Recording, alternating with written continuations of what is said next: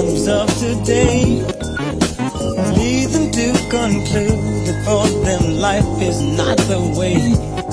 But every problem has an answer, and if yours you cannot find, you should talk it over to him. He'll give you peace of mind. When you feel your life's too hard, just go have a talk with God.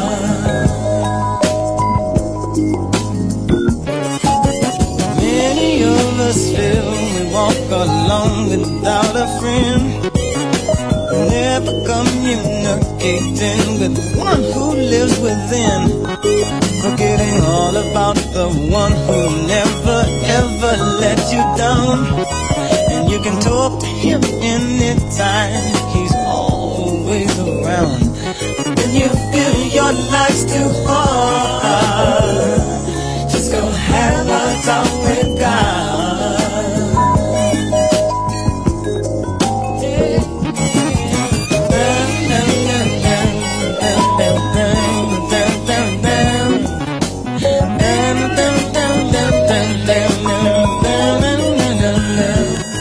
Well, he's the only free psychiatrist that's known throughout the world for solving the problems of all men, women, little boys and girls. When you feel your life's too hard, just go have a talk with God. When you feel your life's too hard, just go have a talk with God.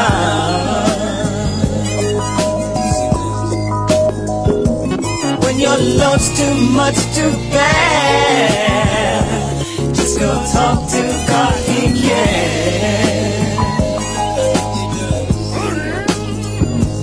When you feel your life's too hard, just go have a talk with God.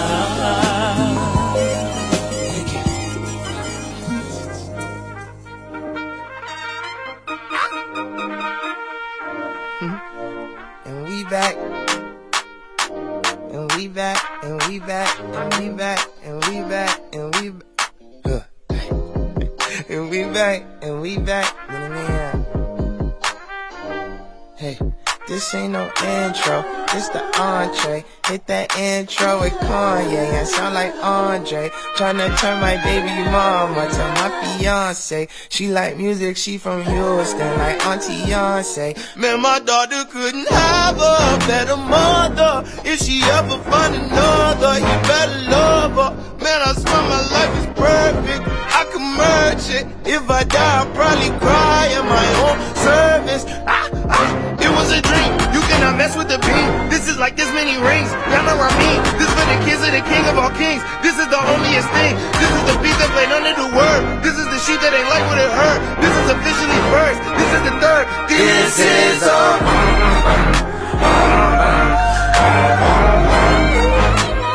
this is all we got, so we might as well give it all we got. This is a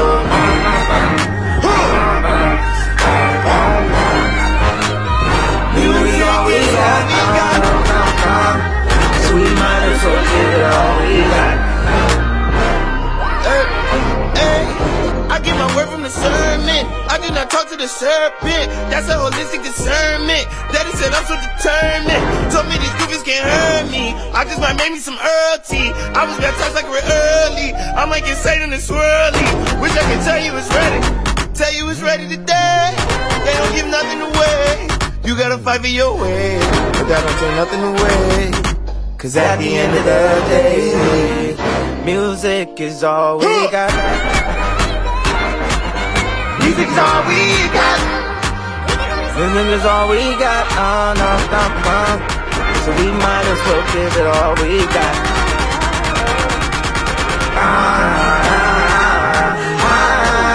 Music is all we got.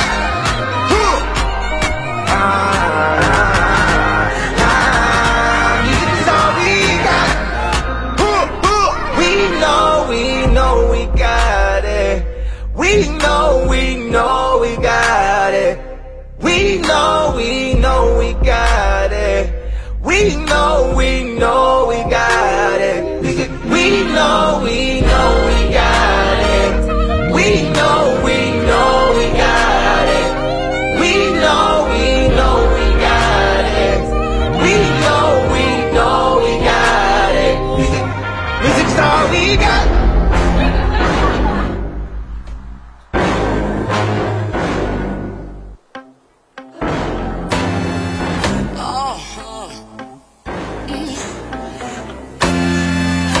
I know a place. Ain't nobody crying. Ain't nobody worried. Ain't no smiling faces. No, lying to the races. Help me. Come on. Somebody help me now. I'll take you there. Help me, y'all. I'll take you there. Help me now. I'll take you there. Oh, I'll take you there. Oh, mercy. I'll take you there. Oh, let me take you there. I'll take you there. Oh, let me take you there. I'll take you there. Play your piano now. All right. Do it. Come on now. Play on it. Big daddy now. Daddy. Yo.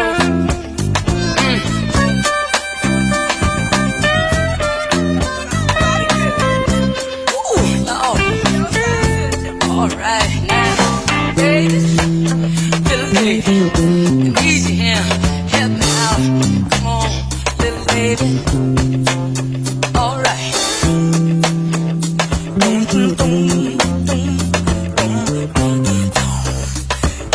Doing sock and soul. I know a place, y'all. I'll take you there. Ain't nobody crying. I'll take you there. Ain't nobody worried. I'll take you there. No smiling faces. I'll take you there. Lie to the races. I'll take you there. Oh, I'll take you there. Oh, I'll take you there. Mercy now. I'll take you there. I'm calling for mercy. I'll take you there. Mercy. I'll take you there. You got to let me. I'll take you over there. Think I'm a bum. Look what's the arms on me again. Little different style, different fashion. You know? Tell me say one thing, Nancy can't understand. One thing, Nancy can't understand. What make them a talk about me ambition? Say what make them a talk about me ambition? Come and say some of them a ask me where me get it from. Tell some of them a ask me where me get it from. I told them no it's from creation. I told them no it's from creation. Bam bam ayo, what a bam bam bam bam dilang. Bam bam bam bam dilang. Bam bam ayo, what a bam bam. Ta what a bam bam. This woman never trouble no one. I'm a lady, I'm not a man. MC is my ambition. I come free nice up Jamaican. So bam bam, ta what a bam bam, bam bam dilang, bam bam, bam bam dilang, bam bam. Ayo, I'm say what a bam bam. Tell me say what a bam bam. Ayo, tell them. Me born and me grow in a Princeton 6.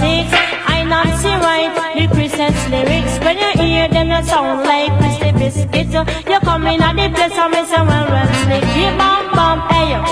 Tawata bam bam bam bam bilang bam bam bam bam bilang bam bam hey yo.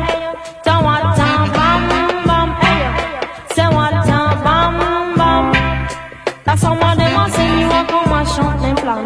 I told them no me a one business woman. Sister Nancy she a 1 in a 3 million. Sister Nancy she a 1 in a 3 million. So bam bam, say what bam bam, bam bam bilang, bam bam, bam bam bilang, bam bam hey. Say go Sister Nancy make you go. I tell you say fi go Sister Nancy make you go. I know it from me head straight down to my toe. I teach her down Sister Nancy and the go. And some of them a ask her Sister Nancy make your bad song. Long down the list Sister Nancy make your bad song. He bam bam, what a bam bam. He bam bam bilang, bam bam. He bam bam bilang, bam bam. What a bam bam. Hey, tell me say what a bam bam. This woman, I never trouble no one. I'm a lady, I'm not a man. MC is my ambition. I come feel nice up Jamaican. So bam bam, say what a bam bam, bam bam bilang, bam bam, bam bam bilang, bam.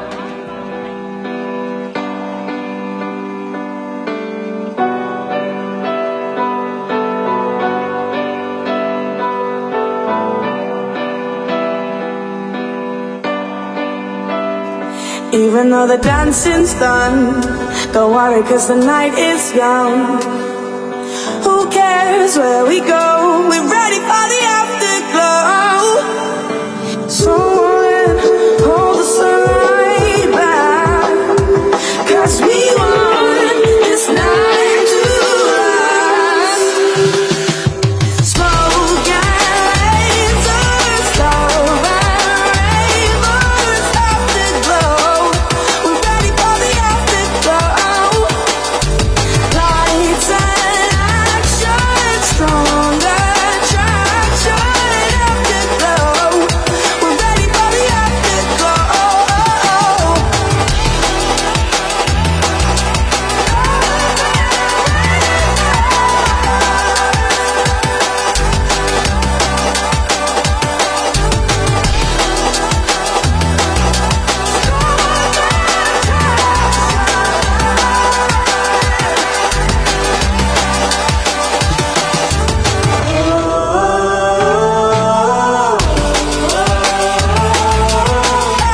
Afterglow. We're ready for the afterglow.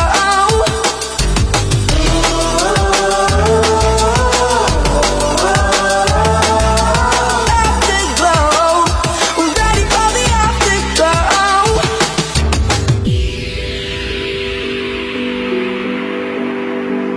We're ready for the afterglow.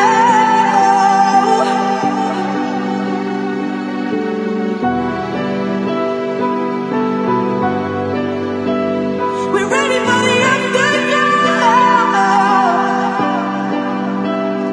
Even though the dancing's done, don't worry cause the night is young. Who cares where we go, we're ready for the afterglow.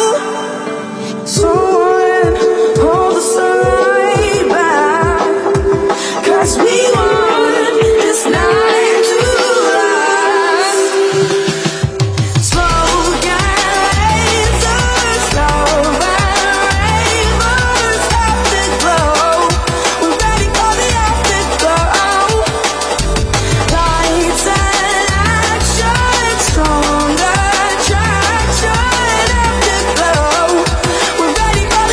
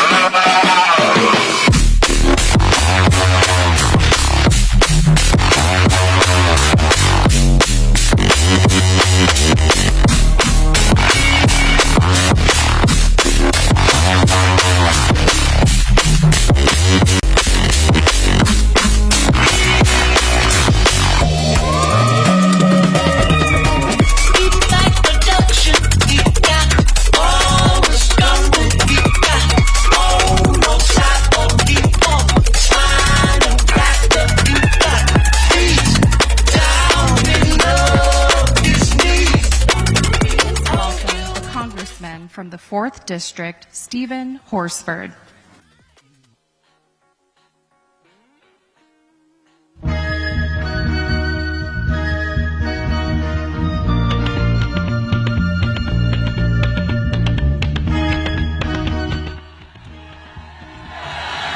Are you fired up? Are you ready to go?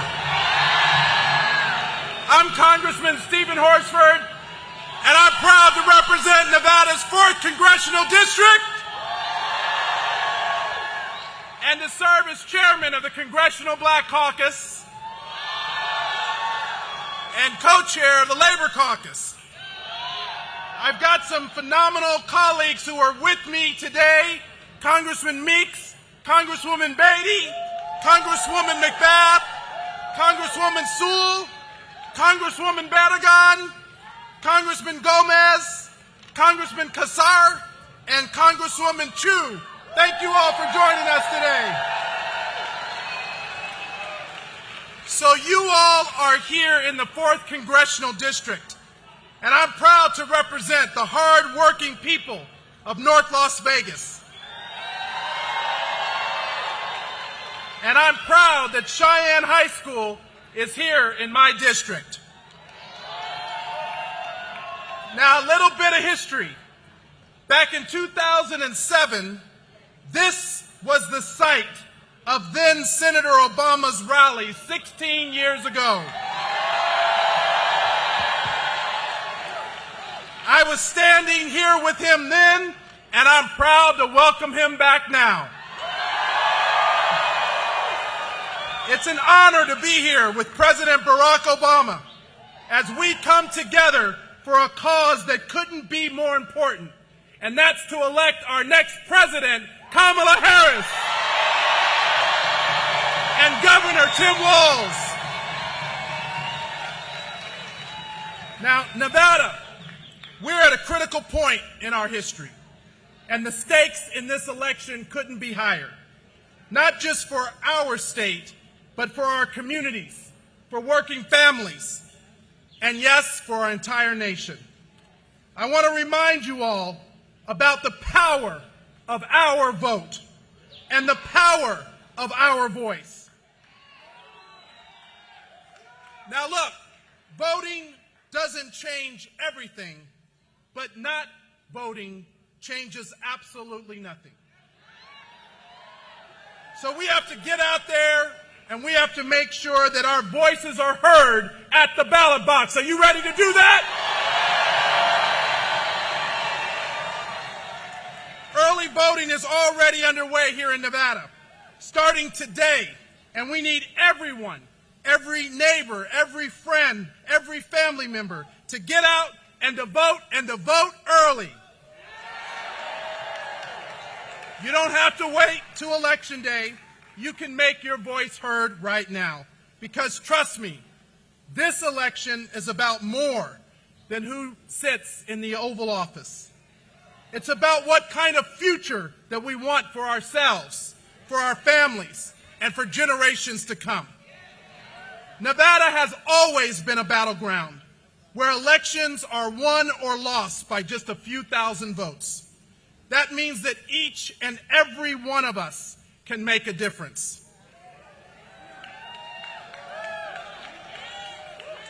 Now, our Vice President, Kamala Harris, has fought for policies that directly impact our communities, fighting to lower health care costs, expanding economic opportunities, and ensuring that our families have the resources to not just get ahead, but to thrive. And what we're up against is extremely dangerous, however.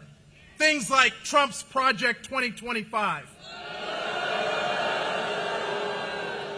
which is a radical plan that would turn back the clock on so many of the rights and protections that we fought for and won.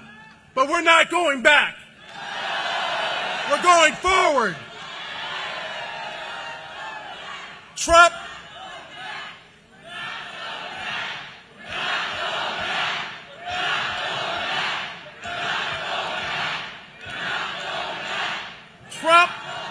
Donald Trump and the radical Republicans supporting him threaten everything from access to affordable housing to our right to organize in the workplace, and they're especially dangerous for men of color and Nevada's working families.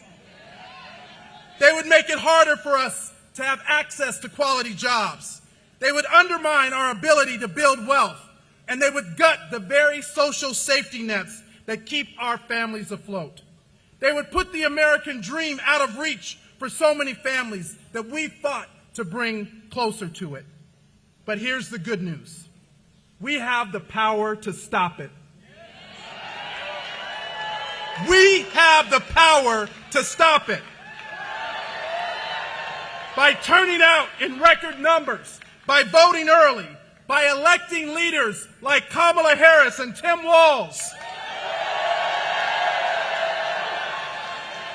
re-electing Jackie Rosen to the United States Senate, winning back the House of Representatives and making Hakeem Jeffries the next Speaker of the House. We can ensure that Nevada remains a place where every person, regardless of race, background, or income, has the opportunity to succeed. Kamala Harris has always fought for us. She's fought for criminal justice reform, for economic opportunity, and yes, for affordable housing and health care. She's fought to keep families together and to make sure that every child, no matter their zip code, has the chance to succeed.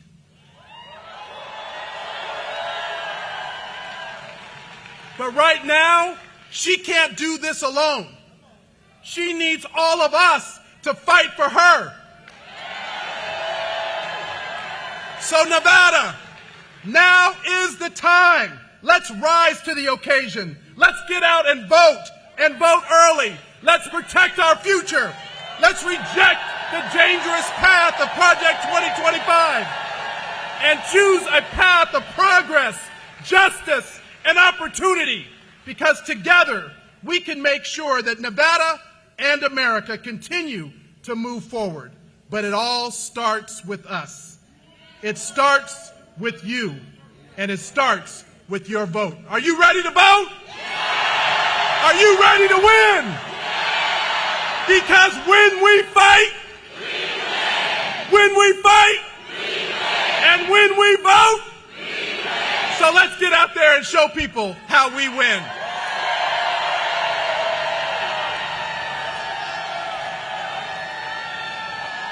Please welcome the Congresswoman from the 3rd District, Susie Lee.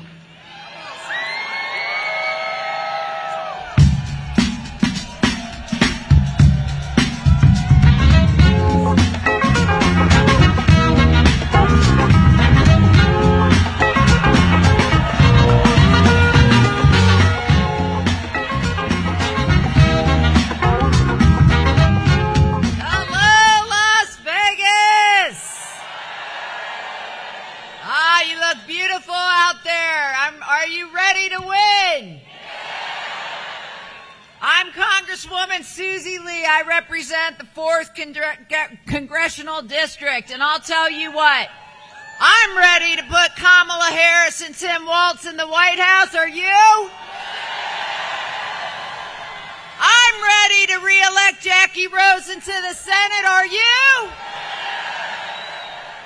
And I'm ready to re-elect Stephen Horford, Dina, Titus, and me, and to give Hakeem Jeffries a gavel. Are you? And of course, we cannot forget about the Democrats in our Assembly, in our Senate. We have an incredible state legislature. Are we ready to make that another Democratic supermajority? It's go time, people. We got 16 days. It is voting right now. And I am so excited to welcome President Obama back to the Silver State. You know, now that Obama's in the House, I think we should take a little stroll down memory lane. When Obama came into the White House, the first thing he had to do was rescue our economy after a Republican White House. And he did it, and he reduced the deficit. Does that sound familiar? Because when Joe Biden and Kamala Harris got into the White House, they had to also rescue our economy. Because Trump could not figure out how to help millions of Americans who were sick or killed or out of work because of COVID. In fact, he told people to inject bleach. But we know who got Americans back on their feet. It was Joe Biden, Kamala Harris, and the Democrats in the House and the Senate. Now, President Obama, with the help of the great Senator Harry Reid, let's give it up for Harry Reid, helped kickstart our clean energy economy, which has something that this great state has benefited from. Tens of thousands of good-paying union jobs.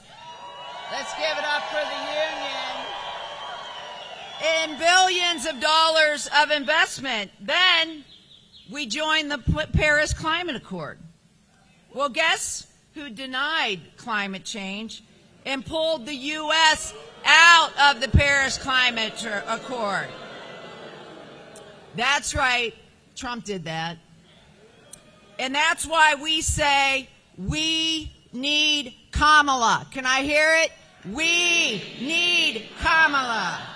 Remember the Affordable Care Act? Millions of people now have health care, saving millions of lives. That was Obama and Reid and Pelosi and the Democrats who got that done. And this is personal for me. My mother and father had high blood pressure, and they couldn't afford, this was before the Affordable Care Act, and they couldn't afford health insurance. And my mom had a heart attack before she qualified for Medicare, and they almost lost their home. And the Affordable Care Act would have changed their life, and it has changed so many people's lives in this country, because getting sick should not be a cause for bankruptcy. But let's go back to memory lane here. Guess who tried to repeal the Affordable Care Act about 30 times? That's right, Trump did it. And that's why we say we need Kamala. Obama protected dreamers. Where's Astrid Silva in the House? But guess who repealed DACA? And that's why we say, and I'm not even going to talk about taking babies away from their parents. We're not even going to go there. It was Obama who protected LGBTQ Americans from employment discrimination. Guess who reversed that? We're not even going to say his name, but what we are going to say is that's why we need Kamala. Can I hear from the women in the House?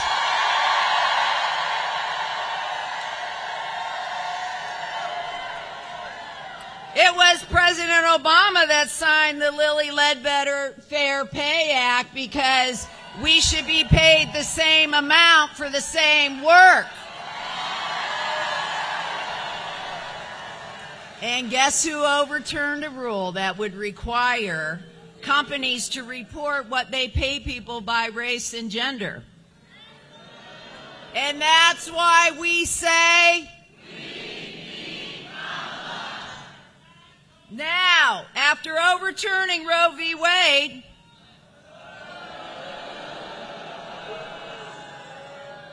this is great. I don't even know what this means. Trump said he's the father of IVF. I mean, what the hell does that mean? I don't even get that. What he should be saying is that he's the father of women dying on operating table. He's the father of rape victims having their rapist babies. He's the father of banning IVF and contraception because we know that is the next step. So my point is this. We don't need to imagine what another presidency of that fake tan, incomprehensible, lying, cheating, orange comb-over, unfit for office, convicted felon would be like. We saw it once and we don't need to see it again. What do we need? Now listen, we don't need to imagine it because they have a plan. It's in black and white. It's called Project 2025. Written by the Heritage Foundation, and guess who worked at the Heritage Foundation for 25 years? My opponent, Drew Johnson.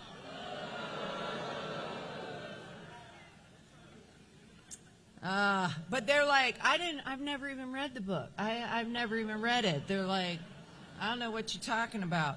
Well, listen, their connections to Project 2025 couldn't be clearer. And the bottom line is that Donald Trump, Drew Johnson, and the rest of the extremists like Sam Brown do not represent you.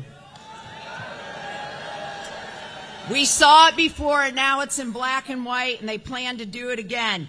But we're saying we're not going back. We're not going back. We're not going back. We're not going back. But where are we going? Where are we going? We're going forward. That's right. We're going forward with Kamala Harris and Tim Walz. America's new way forward with Kamala Harris. It's about lowering housing costs, protecting Social Security and Medicare, protecting the Affordable Care Act, protecting women's freedom, innovating small businesses, getting veterans the care they need, ensuring that seniors can retire in their homes and with dignity. And of course, supporting the men and women of labor who have built the middle class in this country. Give it up. Now listen, we're a gambling state, all right? But winning is not going to happen by rolling the dice. If we want to make this dream a reality, we got to work for it. Okay? Are you ready? Can we stand up to Trump and those faithful followers? Are we ready to protect a woman's right to make her own decisions? And are we ready, Nevada? Because it's going to happen here. It always does. We're going to make history. Are you ready to make history by electing the first woman president? But we can't do it without outworking, out-organizing, and out-voting. Voting is on now. Election day is not November 5th. Election day is now. Every person you know, just get them out to vote. Get them, fill it out, go to early voting. Let's get it done. Are you ready to do this? All right, let's go, Nevada!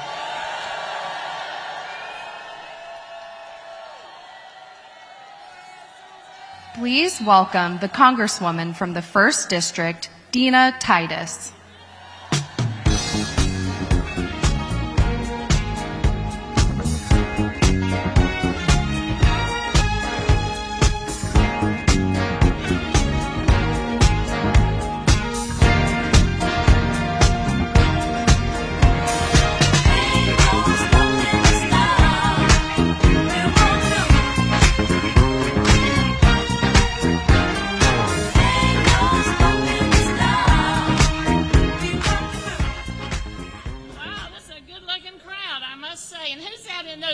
Shirts. Is that SEIU? Labor is in the house. And how exciting is it to be here on the first day of voting with President Barack Obama? It just doesn't get any better than that. And you know what they're saying is that people were lined up around the corner to vote early. And I know a lot of you have already voted early, so thank you for that. Wow. I hope some of you voted for Dina Titus. Well, thank you. Well, people are wanting to vote early because they know what's at stake. They know what will happen if they don't vote. They want to vote for somebody who believes in the middle class, who's a child of immigrants and knows the challenges they face. Who knows that unions built this country. They want to vote for somebody who stands up for investments in infrastructure and renewable energy that create those good jobs that we need. And someone who will expand health care put in place in the Affordable Care Act by the person who's here with us tonight, Barack Obama. I was in Congress when that passed. I proudly voted for it, and I voted 60 times against their attempts to overturn it, and I proudly call it Obamacare. But you all know all that, or you wouldn't be here. So let me just put it to you simply. If we don't vote, Trump wins, and we're done. That's it. Simple fact. Think about it. Women's rights, done. LGBT, human rights, civil rights, done. Clean water, clean energy, clean air, done. Environmental protections across the board, done. This is what we are facing if we don't vote and Trump wins, we're done. You know, also collective bargaining, done. NATO, done. Child care, done. Let's let the grannies take care of it. Isn't that what the old crazy-ass man said? And Obamacare will be done. Also, democracy will be done. Trump has said, I want to be a dictator on the very first day. And you know what? The Supreme Court he appointed most of will said, okay, we'll give you immunity. Do whatever you want. So democracy will be done. Are we going to let that happen? No. So here's the truth, and I'm not exaggerating one bit. I think you'll agree. Trump is a liar and a womanizer. Trump is a tax cheat and a draft dodger. He's also a bankrupt businessman and a convicted felon. What kind of person is that to be electing president? Is that what you want? It's the thought of it is just incredible. Now listen to this. If you are sick and you need a doctor, you want Trump to be the one to take care of you? If you're in trouble and you need a lawyer, you want Trump to go into court for you?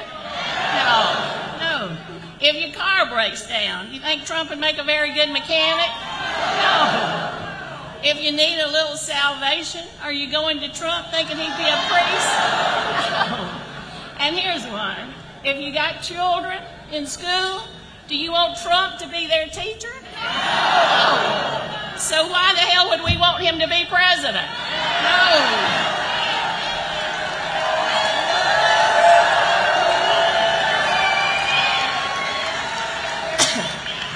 And besides all that, he's a terrible dancer. These folks are a lot better dancers than this. Oh my God. The man has no soul and no rhythm. He's got to go. He's got to go. But that's why we need to elect Vice President Kamala Harris.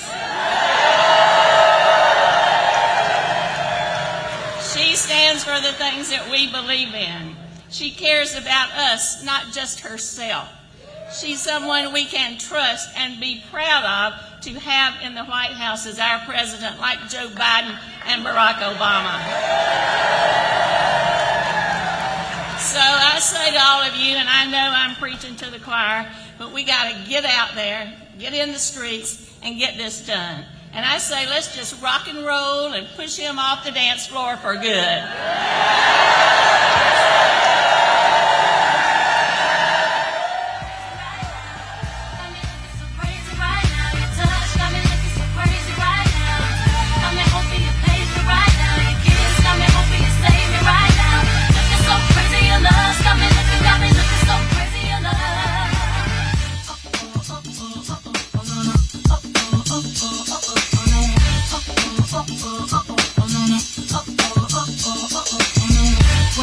To my friends so quietly, who do you think he is? Look at what you did to me. Fitted shoes don't even need to buy a new dress. If you ain't there, ain't nobody else to impress.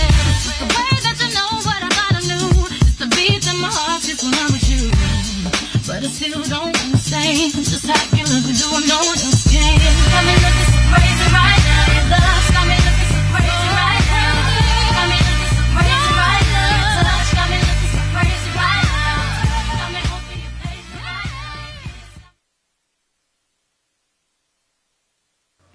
Please welcome the first Vice Chair of the Nevada State Democratic Party, Francisco Morales.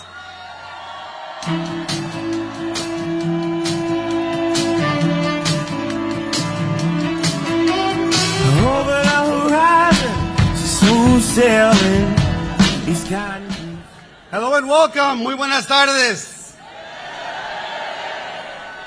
It's an honor for me to be here among so many community leaders as we are about to welcome the 44th President of the United States.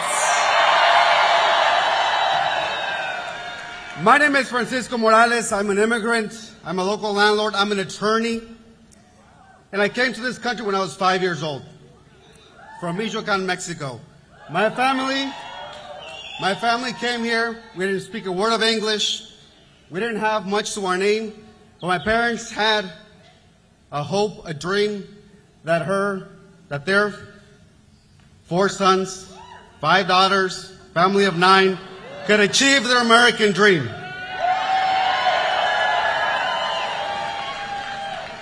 Muy buenas tardes, mi nombre es Francisco Morales, soy un inmigrante, un abogado aquí de Nevada.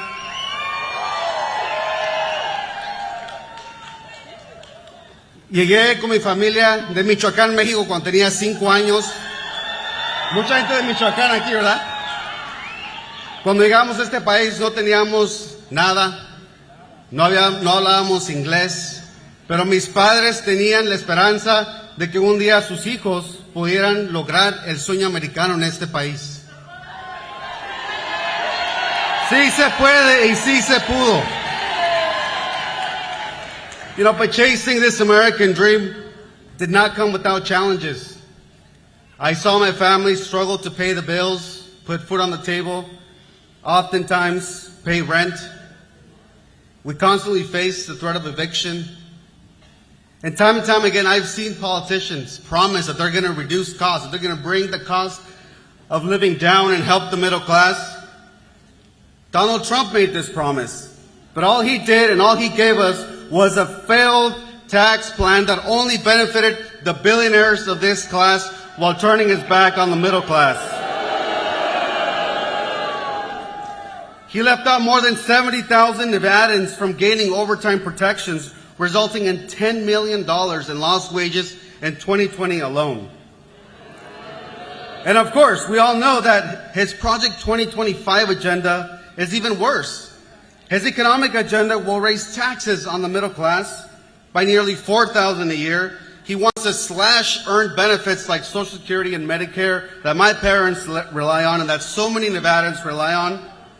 And he again just wants to provide benefits, more economic tax cuts to the billionaire donors. Look, Donald Trump is out to benefit Donald Trump. But he's also recruited lots of extreme MAGA allies like Sam Brown.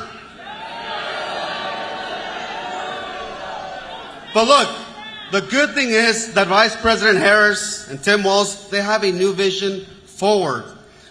One that's going to cut costs for middle-class Americans, make it easier to afford a home and pay rent, and ensure that everyone has an opportunity not just to get by, but to actually get ahead.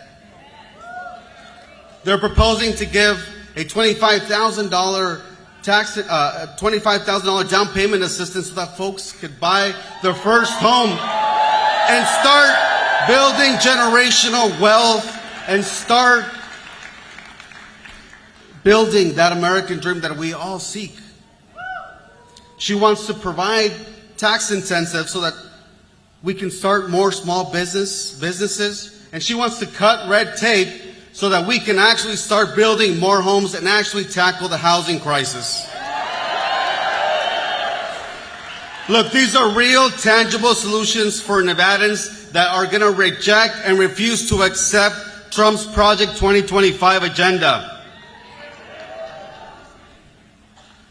So for my community, for my family, so that more families like mine could actually have a fair shot at achieving their American dream, I am so proud that this morning I voted for Vice President Harris, Governor Tim Walz, Senator Jackie Rosen, and Democrats up and down the ballot.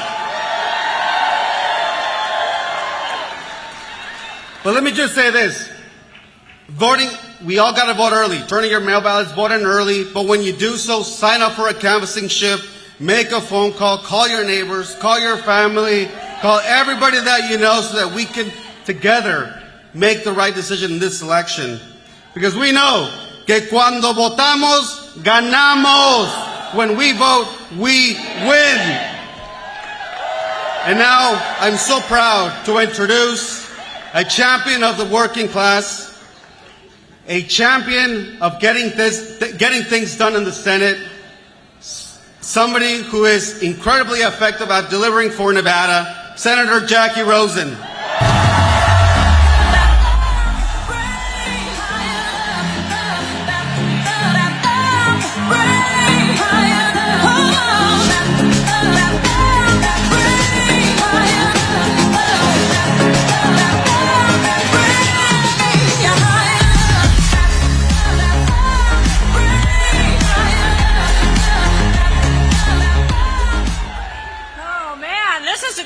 Bunch, SEIU in the house.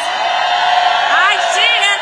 Man, I'm looking around. Wow, what a night. Are you ready to vote? Anybody vote already? Yes, absolutely. I'm telling you, we got 17 days. Actually, well, it's after 6 p.m., so maybe about 16 days left now. And we have to make every single day count. And we're going to do that, aren't we? Because you know what? We're the battle-born state. Battle-born, battleground, battle-tested on the road to the White House and holding our Democratic Senate majority runs right through where? Nevada. And so with your help, we're going to send Kamala Harris and Tim Walz to where? The White House in November. And you saw my friends, we're going to re-elect Susie, Stephen, and Dina to where? To the House. We're going to send them back. And what else are we going to do? You're going to help me protect Nevada's Senate seat from being taken down by a MAGA extreme candidate called who? Sam Brown. Because when we win, we're going to keep making progress on the issues that matter. More housing that regular people can afford. Better child care options for working families. Lower prescription drug costs for everyone. For everyone. And that's what we're fighting for. That's what you're fighting for. That's why this election is so important. And tonight, I guess you're waiting. We got a little bit of a special guest with us. Anybody know who that is, right? He's someone who knows a thing or two about winning elections. He won a couple of them right here. President Barack Obama. And I got to tell you, I am honored because in Washington, the office that I have right now is President Obama's former Senate office.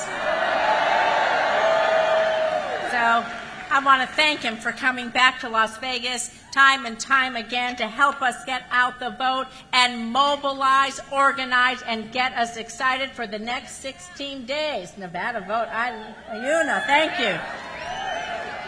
And President Obama, he understands what's at stake, and he's stepping up, like he always has, to protect our rights, to protect our democracy.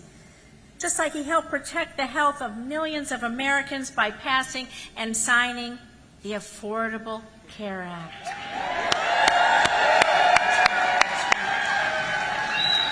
You know, winning elections isn't just about beating the other side on November 5th, although we have to do that for sure.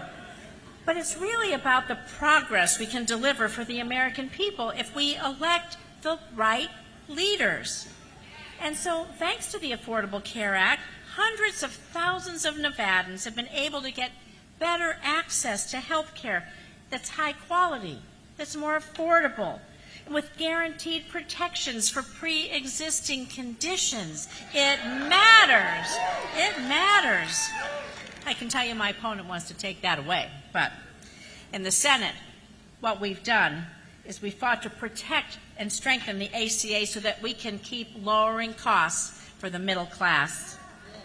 And like I said, can you imagine all these years later, MAGA Republicans like Sam Brown and Donald Trump, they're still pushing to gut the Affordable Care Act. They're still pushing it. So, yeah, think about what that would do.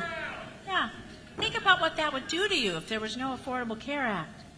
Think about the fact that you could be denied health care for pre-existing condition. Think about health care prices skyrocketing. Think about maybe someone in your family has asthma, they're diabetic, they have cancer. You've doomed them to a lifetime of unattainable insurance. And it's going to kick young people off their parents' insurance plans once again. Well, and I got an opponent, Sam Brown, who just doesn't care. He just doesn't care. He actually wants to take it a step further by repealing the law that's capping the cost of insulin for $35 a month and giving Medicare the power to negotiate drug costs for our seniors. He wants to repeal it. He wants to repeal it. He called it a big loss for the American people that our seniors, the people who took care of us, our parents and grandparents, finally get a better price for life-saving medication. A big loss for the American people. I took care of my parents and in-laws as they aged. I wanted to make sure they had everything I could give them. And so for Sam Brown, it's just not disqualifying. It's plain wrong.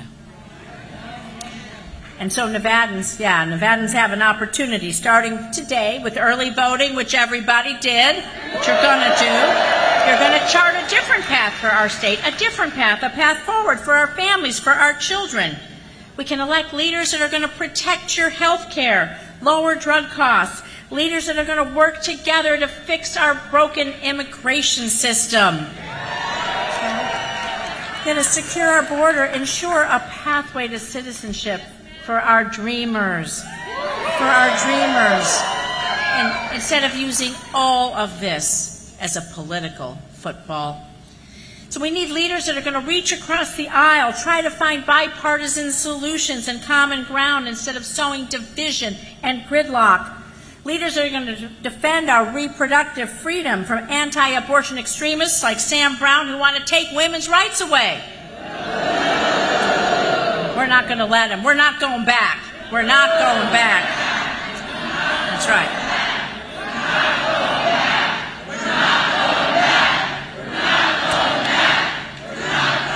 So, what are we going to do to go forward? Vote. So what's it going to be? All hands on deck. Everybody got your gym shoes on? Everybody got your going? Get your running shoes on. Get moving, because we're going to organize, mobilize, and get out the vote. I'm going to tell everyone, go to rosenfornevada.com, go to iwillvote.com, tell everybody you know that they have to get out and vote like their life depended on it, because it does. Because it does.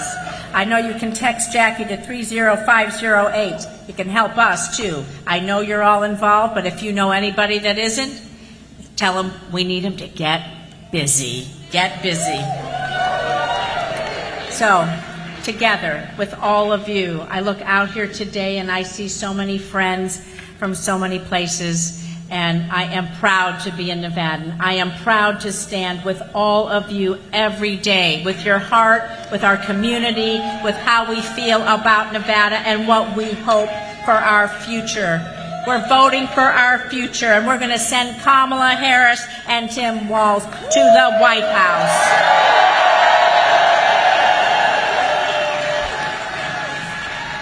And now, I am so honored. It is such a privilege for me to introduce, well, the person that used to hold my office. And someone that we all know and love, our 44th President of the United States, President Barack Obama.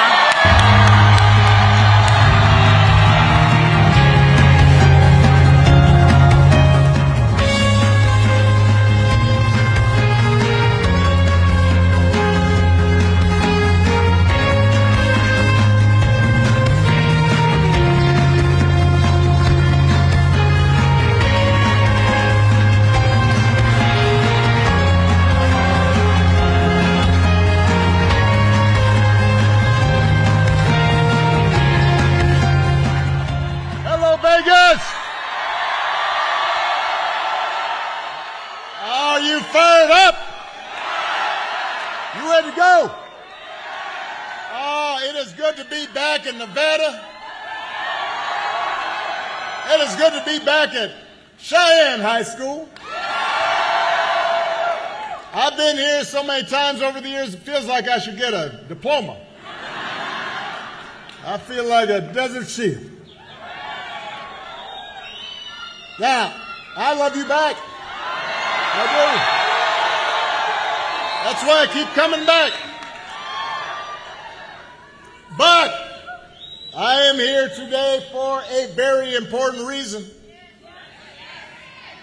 And that is to make sure not just that you vote, but everybody you know votes. For your members of Congress, Stephen Horford and Dina Titus and Susie Lee. For your Senator Jackie Rosen. And for the next President of the United States, Kamala Harris. Now, you already heard from Jackie and some other speakers, but I'm going to reiterate this. We just got to drum this home.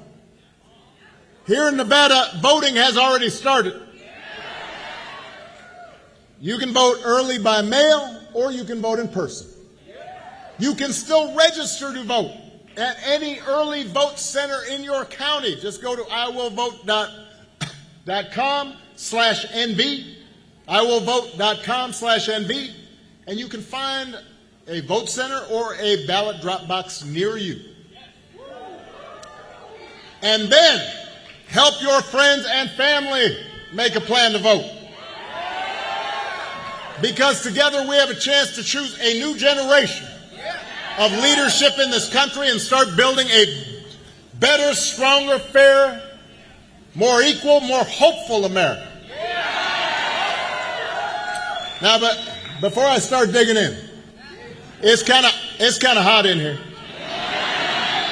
So I want everybody to bend their knees a little bit if you're standing. You know, if you got a little water, take a sip. You know, I don't want anybody falling out. You'll be okay, but it's embarrassing. All right, so keep those knees bent a little bit. Every once in a while, move around. Don't stand too stiff. All right, now that we've gotten that taken care of, the preliminaries.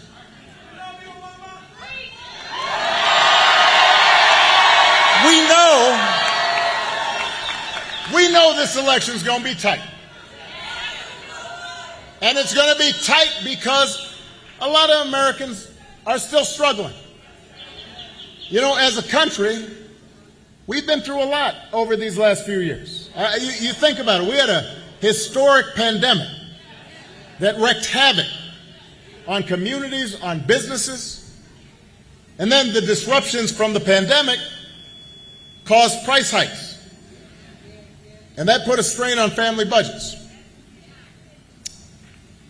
And so people started feeling like no matter how hard they ran, they were kind of treading water. And they started worrying, will my kid have the same kind of future I had? So I get why people are looking to shake things up. It's understandable. I understand it. What I cannot understand is why anybody would think that Donald Trump will shake things up in a way that is good for you. Because there's absolutely no evidence that this man thinks about anybody but himself. I've said it before. I'm going to say it again. Donald Trump is a 78-year-old billionaire who has not stopped whining about his problems since he rode down that golden escalator 9 years ago. I mean, he's complaining, he's griping, and when he's not complaining, he's trying to sell you stuff. He's trying to sell you some gold sneakers. He was trying to sell you a $100,000 watch.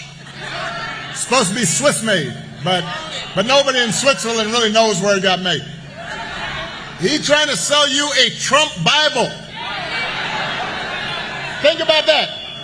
This is the Word of God. Gideon gives it out for free. He wants to sell you Word of God Donald Trump edition. He's got his name right there next to Matthew and Luke. And by the way, I'll give you one guess where those Bibles are made.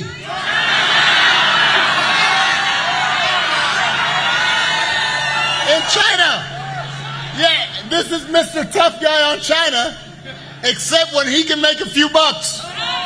Then he's all like, ain't nothing wrong with that. You cannot make this stuff up. You can't make it up. If this was an SNL skit, you'd be all like, well, that's, come on. That's over the top. No, he's doing these things. And the reason he's doing it is because all he cares about is his ego and his money and his status. He's not thinking about you. He sees power as nothing more than a means to his ends.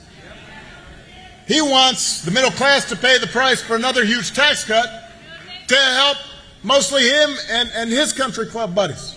He doesn't care if he costs more women their reproductive freedoms because it won't affect his life. Most of all, Donald Trump wants you to think that this country is hopelessly divided between us and them. and between the quote-unquote real Americans who obviously support him and anybody who doesn't, because having people divided and angry and resentful and full of grievance, that boosts his chances of being elected. That's why he does it. Do not boo. Vote. Listen, I was backstage here and I was hearing y'all boo. Let me tell you something. Cannot anybody hear your boos? You know what they hear? Your vote. They hear your vote. They don't hear your boos. Vote. Now, so look, I like that. Go ahead. Now, I've spoken about Donald Trump's intentions, what his concerns are. They are not you. But there's another concern that I have about Donald Trump, which is his competence. Have you seen him lately? I mean, he is out there, he's giving these 2.5-hour speeches, just a word salad. You don't know what he's saying. You don't, at any given moment. He held a town hall meeting where, now the point of a town hall meeting, I've had like maybe 1,000 of them. The point is you meet with people and you answer their questions. He just stopped. He's all like, I don't feel like taking questions anymore. And then we're just going, he just played music for half an hour. Just swayed to Ave Maria and YMCA. I mean, imagine if Jackie or I did that. Now, our playlist might be better. But it is strange behavior. He called himself the father of IVF. I have no idea what that means. And neither do you. Huh. He said January 6th was a day of love. Said it. Boom, boom. Vote. Said it was a day of love. I mean, you know, made it sound like it was Coachella. So, you would be worried if your grandpa started acting like this. You would. I mean, right? You'd like call up your brother or your cousin or something and be like, hey, have you seen Grandpa lately? What are we going to do? But this is coming from somebody who wants unchecked power. Wants the most powerful office on earth. With the nuclear codes and all that. Now, the point is we do not need to see what an older, loonier Donald Trump looks like with no guardrails. America's ready to turn the page. We're ready for a better story. Arizona, we are ready for a President Kamala Harris. That's what we want.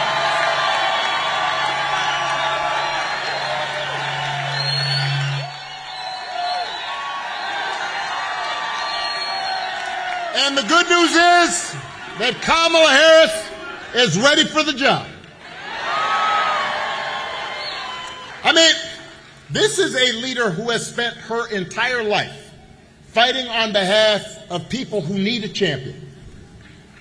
Somebody raised in the middle class, worked at McDonald's while she was in college just to pay her expenses. Somebody who believes in the values that built this country. And she is as prepared for the job as any nominee for president has ever been. That's who Kamala is. And in the White House, she will have an outstanding partner in Governor Tim Walz of Minnesota. I love that guy. Tim's a veteran. He's a teacher.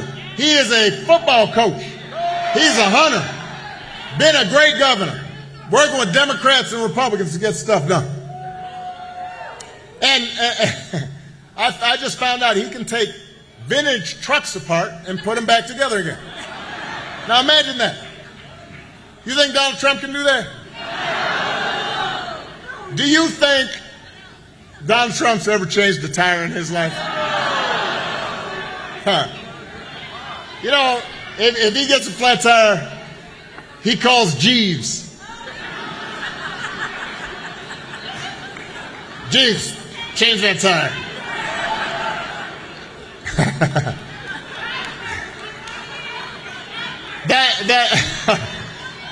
The point is, if you elect Kamala and Tim, they won't be focused on their problems. They're going to be focused on your problems.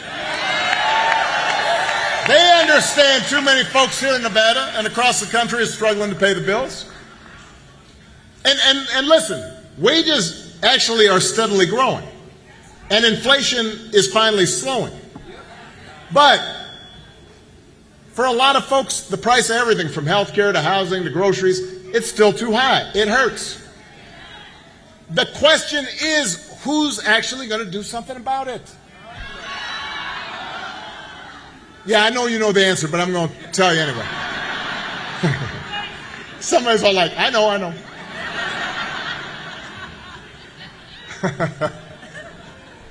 Donald Trump's plan is to give another massive tax cut to billionaires and big corporations. Now, wait, hold on. Some people hear that because I'm having conversations with folks. They're all like, well, I don't know, I know Trump's kind of crazy, but I remember the economy when he first came into office. I remember those first 2 years were pretty good. Yeah, it was good because it was my economy.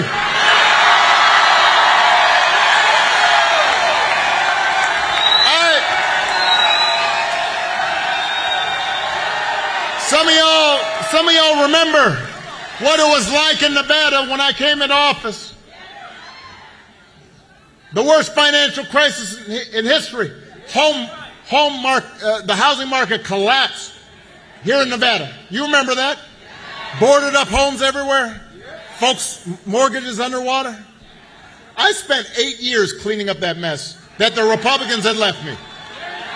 And then I handed over to Donald Trump 75 straight months of job growth. And all he did with it was give a tax cut to the people who didn't need it, drove up the deficit in the process, and now he wants to do it all over again. So, if you're talking to somebody, and y'all know somebody who's all like, well, I don't know, I remember Trump, the economy that was pretty good. You remind them, it wasn't good because of anything he did. So that's point number one. Point number two. When it comes to health care, Donald Trump has got one answer. He wants to end the Affordable Care Act. He doesn't even really know what the Affordable Care Act is or how it works. He just knows I did it.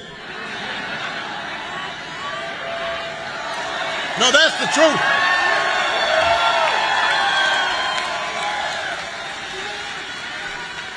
A couple weeks ago, his running mate had the nerve, the chutzpah,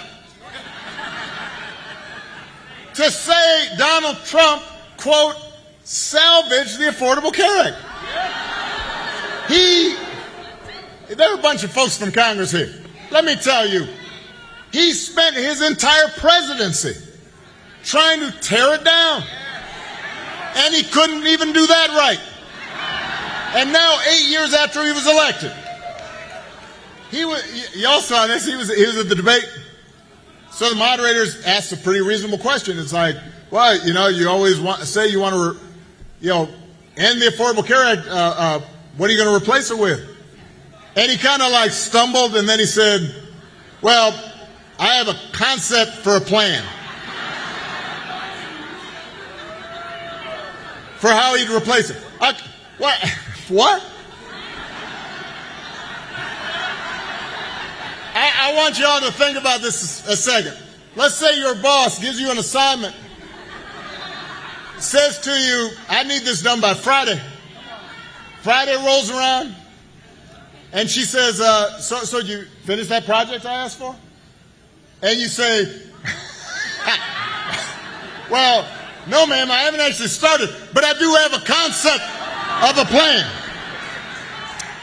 Or, we're here in Cheyenne High School. We got some high school kids here. You should try that on one of your teachers. Papers due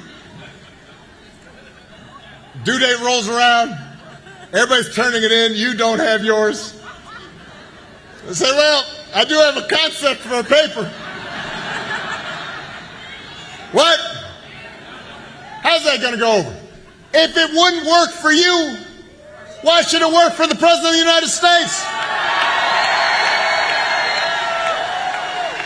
But the good news is, Kamala Harris doesn't have the concepts of a plan. She's got an actual plan to make your life better.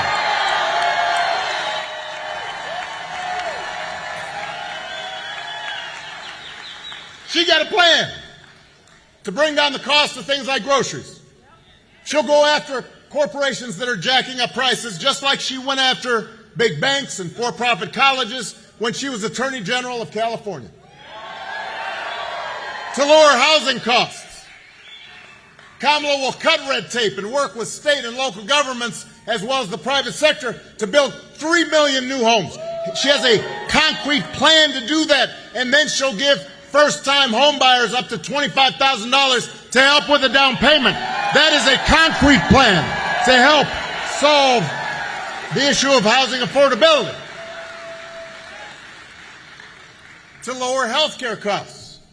Kamala already worked with Joe Biden, Jackie Rosen, members of Congress who are here to take on the drug companies. Bring down the cost of insulin, hearing aids, more than 50 prescription drugs. And as president, she'll never stop working to limit out-of-pocket costs and protect your care.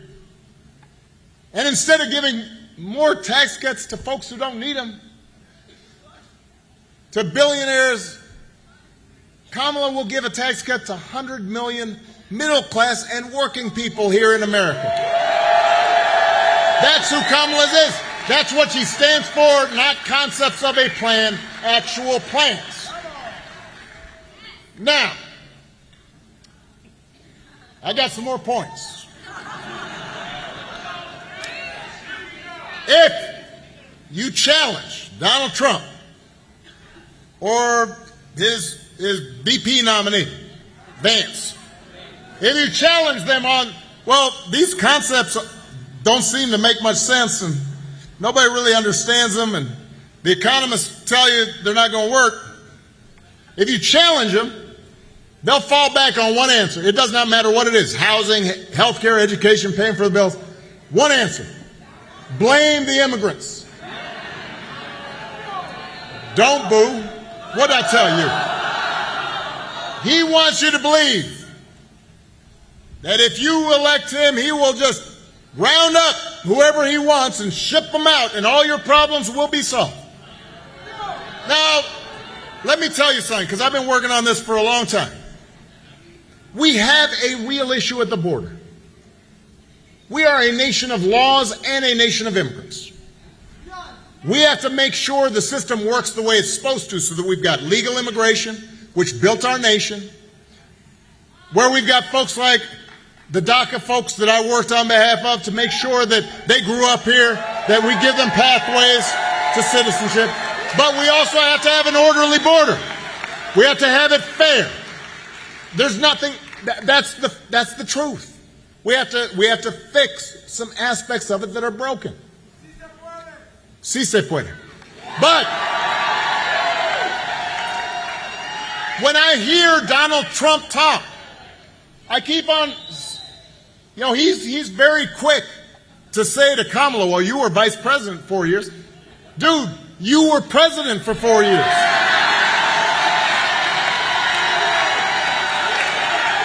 As I recall, you were up there in the Oval Office. So if rounding up and deporting millions of desperate people many of them who are women and children, if that's the answer to everything, well, why is it that the number of undocumented immigrants were basically the same when he left office as when he took office? He didn't solve the problem, and I'll tell you why. Because he does not have a real plan. He has a concept of a plan, and it's a mean and ugly plan designed to foster resentment and divide people. You know what would actually bring order to the border? Help fix our immigration system? There was a bipartisan deal just a few months ago. Kamala Harris supported it, even though it was written by one of the most conservative Republicans in Congress. That same bill, Donald Trump purposely told Republicans in Congress, do not vote for it. Not because he thought necessarily that it won't work, but because he wanted to keep the issue to campaign on. He thinks fear-mongering is how he's going to win this election. We do not need a president who will make problems worse just to make his politics better. We need a president who actually cares about solving problems and making your life better, and that's what Kamala Harris will do.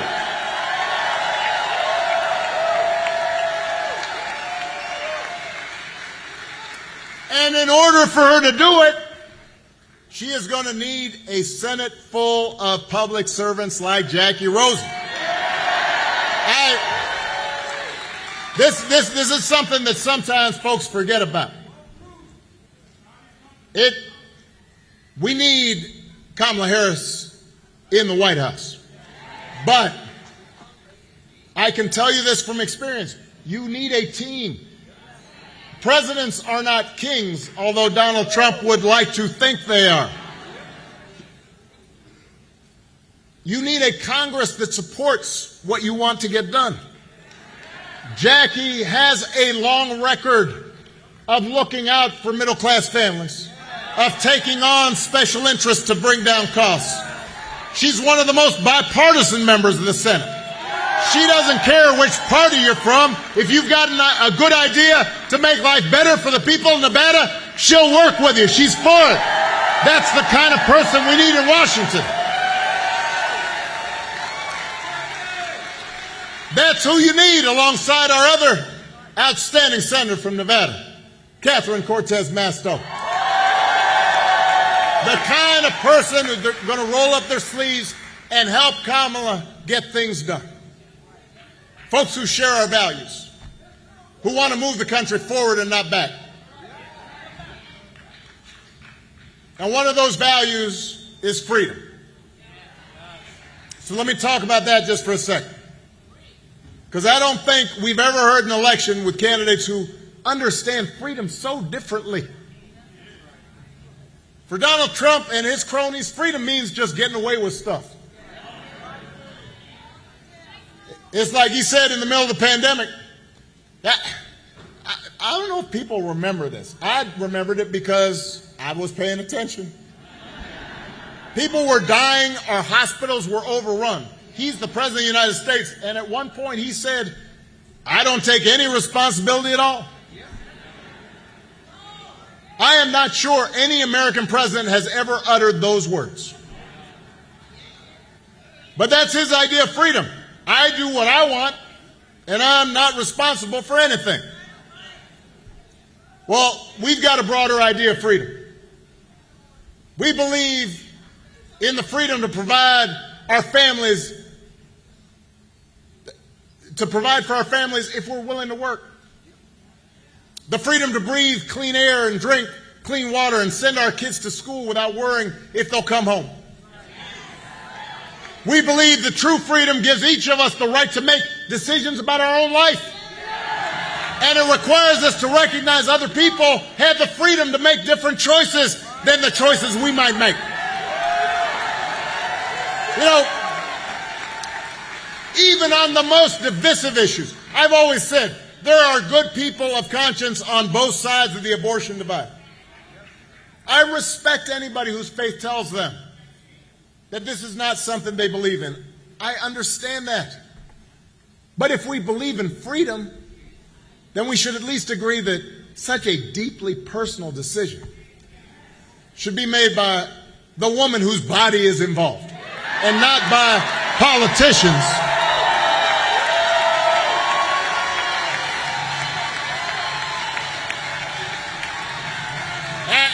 And it's been fascinating to watch Donald Trump, because I think he's starting to figure out, well, maybe this isn't a popular issue for me.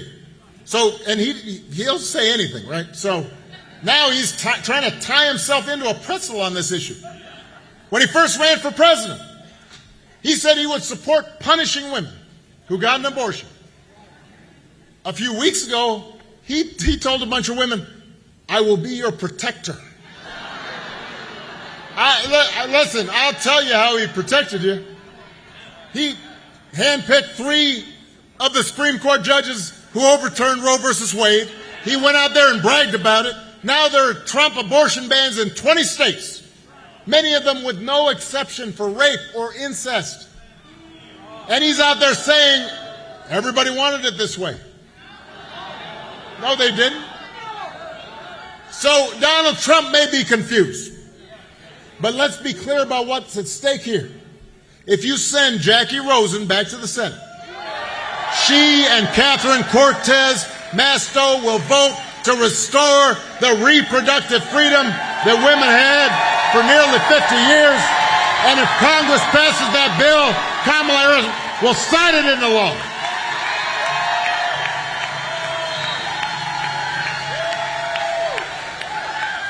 And here in Nevada, you don't have to wait, because abortion, reproductive freedom, is actually on the ballot. You have a chance to vote yes on question 6 for reproductive freedom and keep women, not politicians, in control of their personal medical decisions.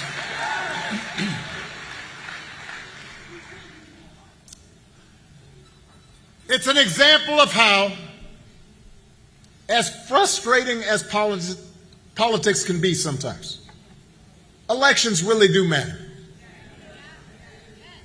Listen, I understand how, especially in today's climate, politics just seems so mean and nasty, and there's so many lies floating around, and people get on these doom scrolls on TikTok, and it's like, oh man, that's terrible.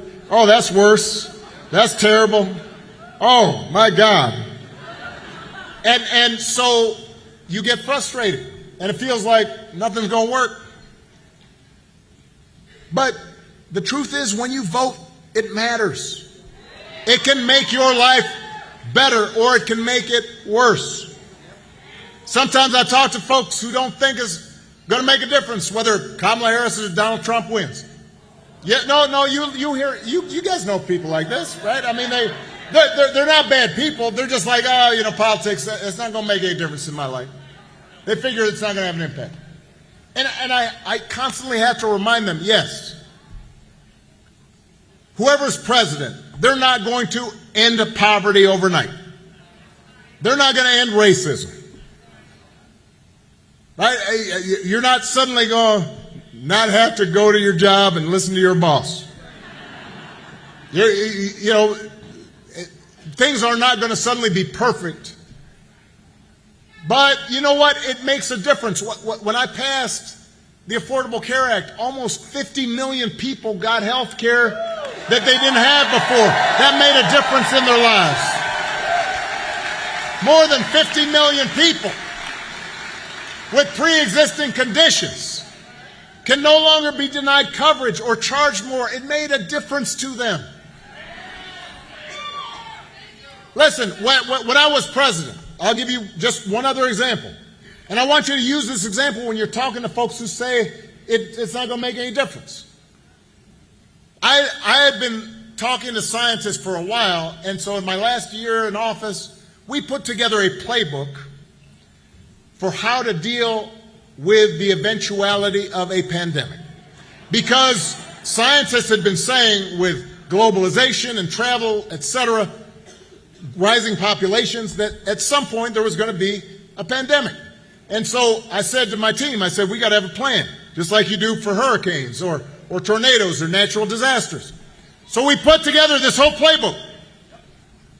And we practiced the playbook. We get all the agencies. This is how we're going to respond. This is how to make sure that the public health systems in all the states are working. Here's how we're going to think about the schools. And when Donald Trump came in, we gave over this playbook to them. And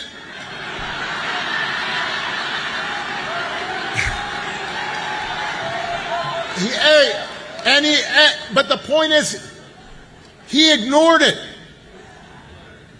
And 3 years later, a pandemic hits.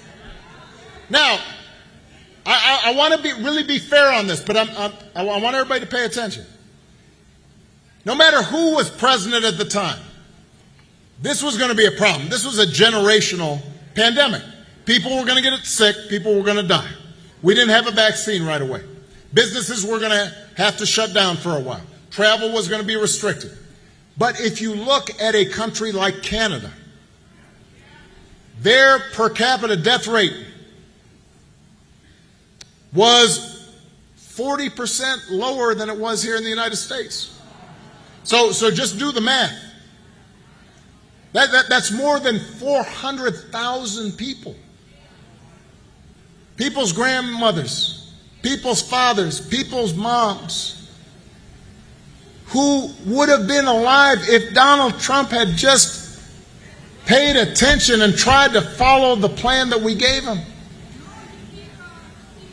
It might have been somebody in your family that could have been impacted. So if somebody tells you that this doesn't make a difference, having somebody competent, somebody who cares about you, who listens to ordinary people, who listens to people who are experts in these areas, if you hear somebody say it doesn't matter, it does matter. And at some point it will make a difference to them. And if that's not enough,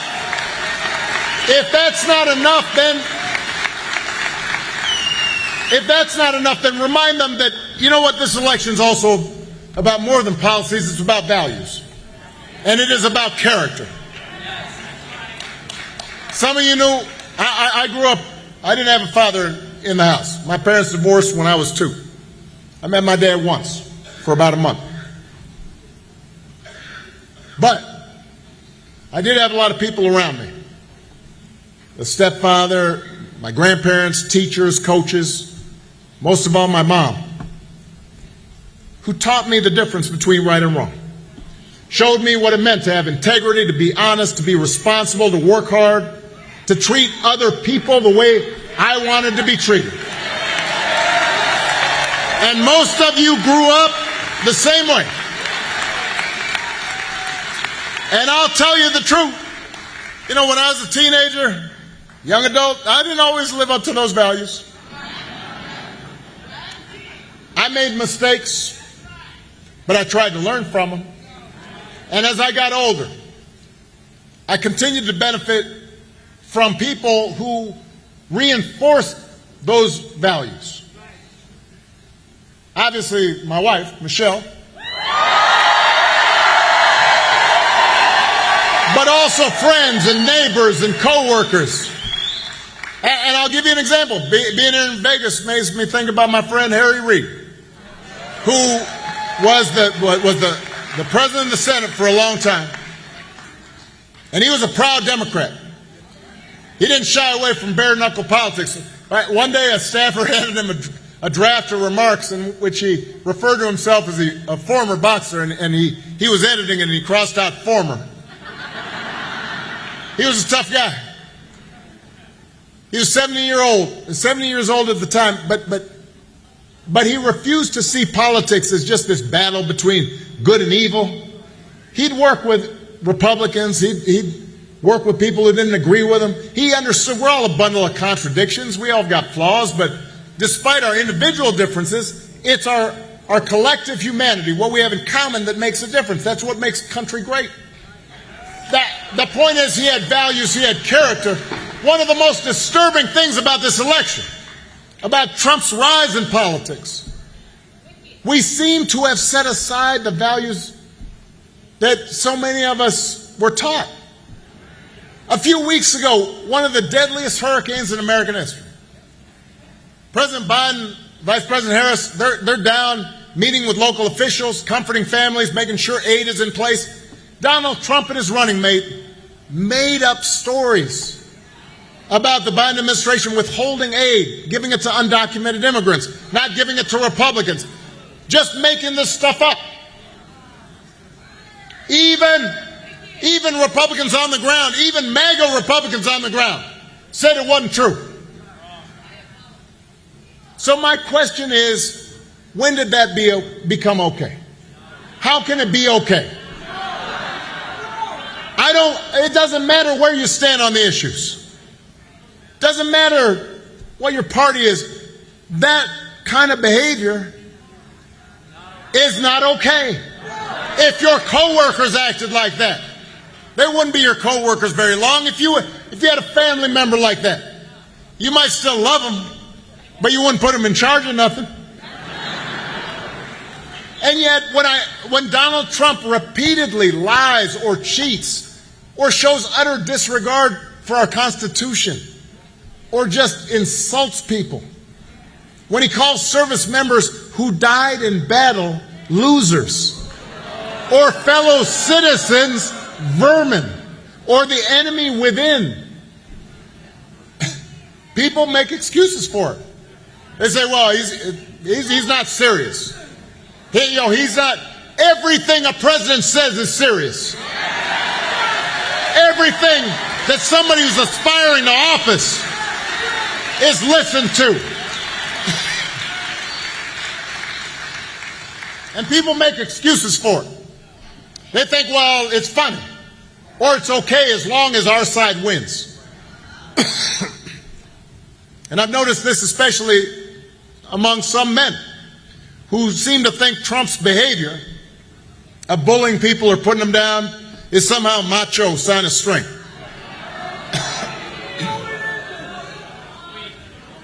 I'm telling you, that's not what real strength is. Never has been. Real strength's working hard. Real strength's carrying a heavy load without complaining. Real strength is about taking responsibility for your actions. Real strength is telling the truth even when it's inconvenient.